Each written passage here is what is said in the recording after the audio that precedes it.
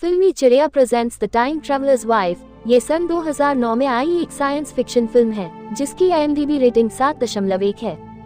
कहानी की शुरुआत में हमें दिखाया जाता है कि एक छोटा बच्चा जिसका नाम हेनरी है अपनी माँ के साथ कहीं जा रहा था और उसकी माँ गाड़ी ड्राइव कर रही होती है।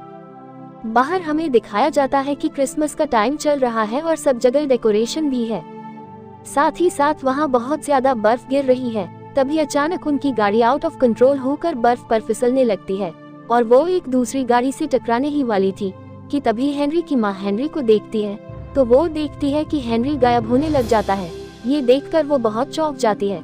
इसके बाद हमें दिखाया जाता है कि हेनरी वहाँ से गायब होकर बिना कपड़ों के ही अपने घर पहुँच जाता है और हेनरी देखता है कि वहाँ हेनरी अपने माँ और पिता के साथ ही बैठा हुआ है। तब उसे याद आता है कि ऐसा तो 15 दिन पहले हुआ था और तब वो इसी पोजीशन में अपने माता पिता के साथ बैठा हुआ था, जिसका मतलब ये हुआ कि वो पास्ट में आ गया है। इसके बाद अचानक दिखाया जाता है कि हेनरी दोबारा से वापस प्रेजेंट में आ गया है, लेकिन अब वो कार के अंदर नहीं है बल्कि बाहर से खड़े होकर वो अपनी माँ का कार का एक्सीडेंट होते देख रहा है और हेनरी यह सब देखकर बहुत ज्यादा डर जाता है। तभी वहाँ एक आदमी आता है और उसको एक कपड़े से लपेटने लगता है और वो आदमी और कोई नहीं बल्कि फ्यूचर से आया हुआ बड़ा हेनरी होता है। वो छोटे हेनरी को सब कुछ बताता है और कहता है कि सब ठीक हो जाएगा। बड़ा हेनरी छोटे हेनरी को ये भी बताता है कि वो एक टाइम ट्रेवलर है और ये सब बताकर वो वहाँ से चला जाता है। यहाँ से कहानी आगे बढ़ती है और हमें दिखाया जाता है कि हेनरी अब बड़ा हो गया है और वो एक लाइब्रेरी में काम करता है, लेकिन अब भी हेनरी कभी भी अचानक से ही टाइम में पास्ट या फ्यूचर में चला जाता है। जिसके बाद एक दिन हेनरी की लाइब्रेरी में एक लड़की आती है जिसका नाम क्लेयर है और वो बताती है कि वो हेनरी को पहले से जानती है और उसकी टाइम ट्रैवलिंग की पावर्स के बारे में भी वो जानती है, लेकिन हेनरी उसे नहीं जानता था। तब वो हेनरी को शाम को डिनर में मिलकर सब बताने का कहती है। वो ये भी कहती है कि उसे सब पता है कि हेनरी क्यों इतना ज्यादा परेशान रहता है और फिर वो कहती है कि जल्दी सब ठीक हो जाएगा और इतना कहकर ही क्लेयर वहाँ से भागकर चली जाती है। अगले सीन में हमें दिखाया जाता है कि शाम को हेनरी और क्लेयर डिनर पर मिलते हैं और तब क्लेयर बताती है कि वो हेनरी को बचपन से जानती है। यहाँ कहानी एक छोटे से फ्लैशबैक में जाती है जहाँ क्लेयर 6 साल की थी। तब पहली बार वो हेनरी से मिलती है। हेनरी जो कि फ्यूचर से आता है। क्लेयर एक डायरी भी दिखाती है जिसमें उसने सारी डेट्स लिखी होती है जिसमें फ्यूचर का हेनरी उससे आकर मिलता है। क्लेयर ये भी बताती है कि हेनरी उसका सबसे अच्छा दोस्त है और वो हेनरी से बहुत प्यार भी करती है। इसके बाद दिखाया जाता है कि हेनरी क्लेयर को लेके अपने घर आ जाता है जहां वो दोनों किस करते हैं और एक दूसरे के काफी क्लोज आ जाते हैं।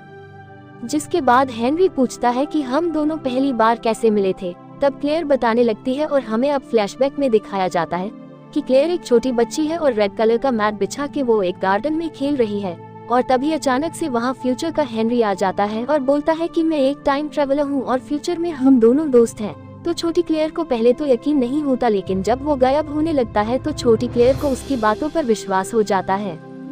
कहानी वापस प्रेजेंट में आती है और दिखाया जाता है कि हेनरी और क्लेयर अब लगातार एक दूसरे से मिलने लगते हैं और दोनों ही अब एक दूसरे के बहुत करीब आ जाते हैं। दोनों को एक दूसरे से प्यार हो जाता है।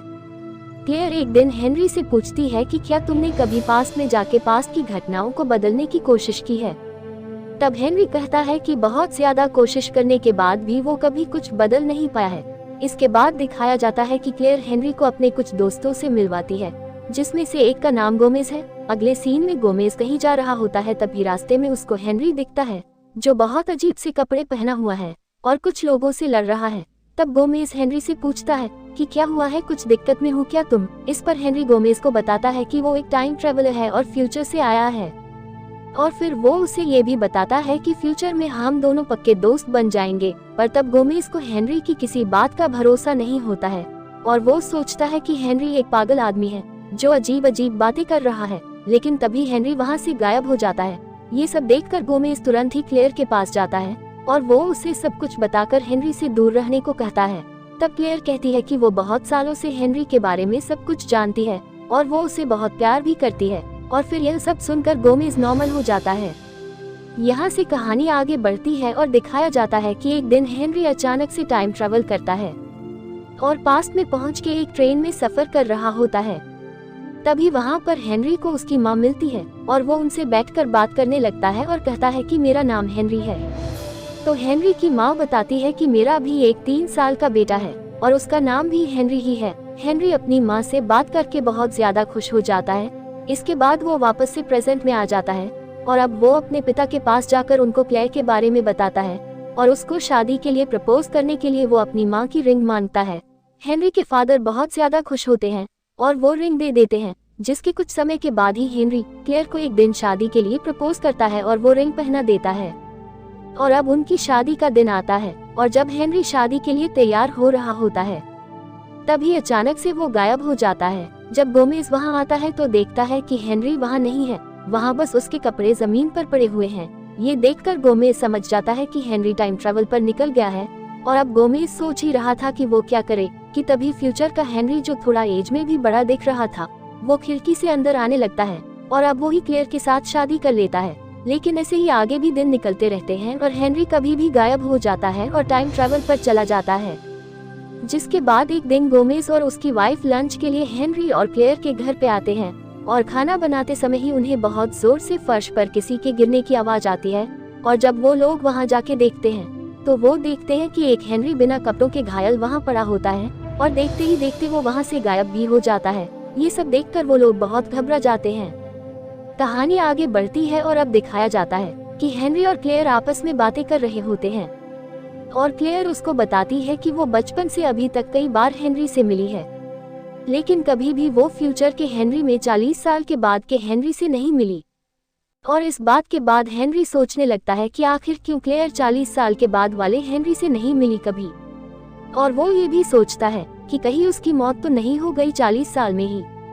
और अब हेनरी समझने लगता है कि शायद उसकी जल्दी मौत हो जाएगी और बिना क्लेयर को कुछ बोले वो मन ही मन बहुत दुखी हो जाता है।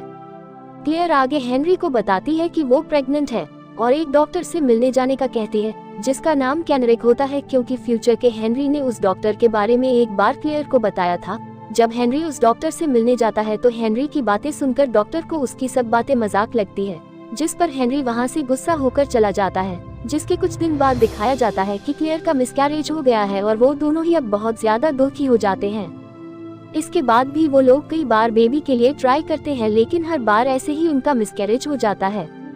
इन सब से परेशान होकर हेनरी एक बार फिर से डॉक्टर कैनरिक के पास जाता है और उसे बताता है कि उसके बेबी में भी टाइम ट्रैवल्स वाले जीन्स है शायद, और इसलिए ही बार बार ऐसा हो रहा है। डॉक्टर ये सब सुनकर हेनरी का एमआरआई करते हैं और एमआरआई करते समय ही एक बार फिर से हेनरी गायब हो जाता है, जिससे डॉक्टर कैनरिक को हेनरी की हालत का कुछ अंदाजा होता है। लेकिन तब भी वो हेनरी और क्लेयर के बेबी के लिए कुछ नहीं कर पाते हैं।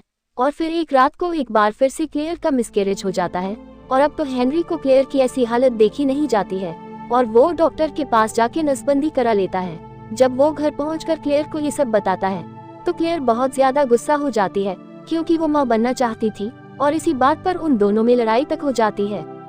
जिसके बाद कहानी आगे बढ़ती है और दिखाया जाता है कि क्लेयर के पास एक रात को पास्ट के हेनरी का फोन आता है और वो उससे मिलने जाती है।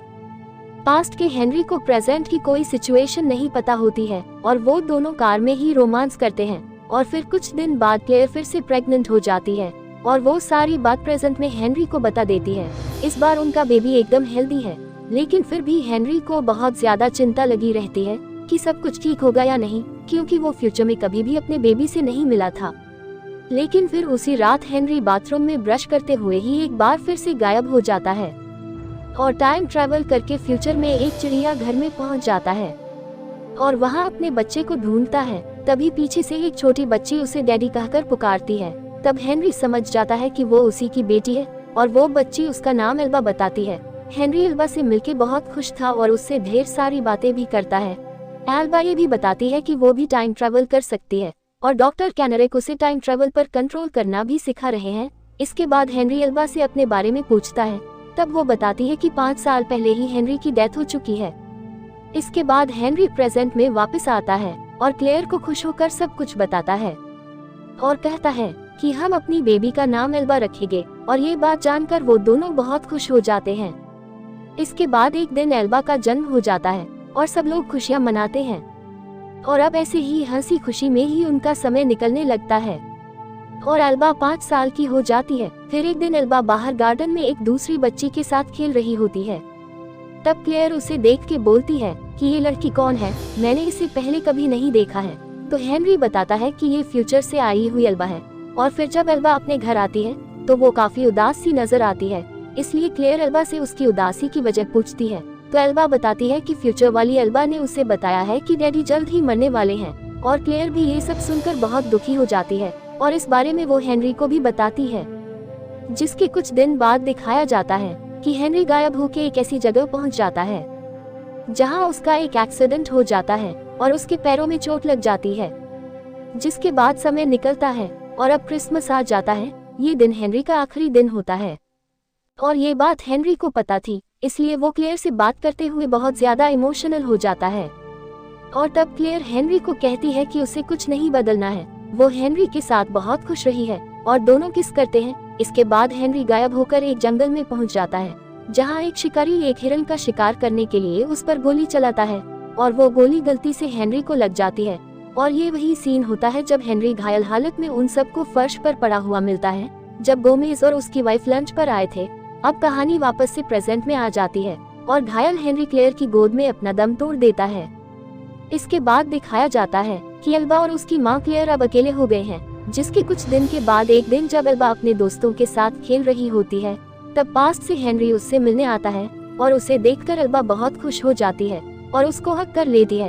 एल्बा जल्दी से अपने दोस्तों से अपनी माँ क्लेयर को बुलाने का कहती है और क्लेयर को जैसे ही पता चलता है तो वो भागती हुई हेनरी से मिलने आ जाती है और वो भी हेनरी को गले लगा लेती है। और वो हेनरी को कहती है कि तुमने मुझे पहले कभी ये क्यों नहीं बताया कि तुमने फ्यूचर में विजिट की है।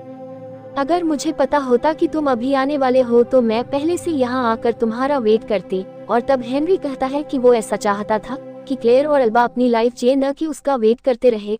और इतना कहकर वो किस करते हैं और उसके बाद हेनरी फिर एक बार गायब हो जाता है और अब एल्बा और क्लेयर फिर से उदास हो जाते हैं। लेकिन उन्हें पता है कि फ्यूचर में वो दोनों हेनरी से फिर मिलेंगे और ये सोच के ही वो खुश होकर वहाँ से चले जाते हैं और यहीं पर कहानी का एंड हो जाता है। तो वीडियो को लाइक, शेयर और चैनल को सब्सक्राइब करना बिल्कुल भी ना भूलें। So goodbye and take care.